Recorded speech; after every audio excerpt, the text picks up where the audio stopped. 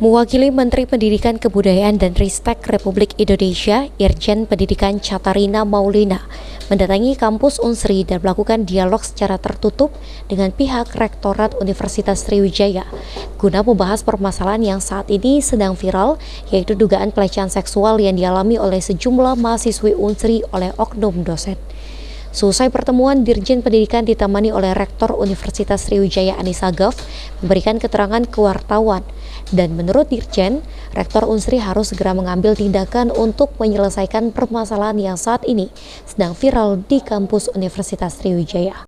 Ada ya, dan juga yang penting niat baik dari Pak Rektor kami apresiasi untuk menyelesaikan masalah ini, dan kami juga berharap ya penyelesaian masalah ini bisa membangun kolaboratif dengan pihak korban dan juga dengan pihak BEM ya, sehingga suasana lebih kondusif lagi. Jadi ini mungkin dari misinformasi, miskomunikasi ya. Sejauh ini menurut Catarina, Kemendikbud Ristek menyambut baik upaya penyelesaian yang telah dilakukan selama ini oleh pihak Rektorat Universitas Sriwijaya. Kemendikbud Ristek sendiri akan memberikan pendampingan guna penyelesaian masalah yang kini terjadi di kampus Unsri. Firman Hidayat, PAUL TV.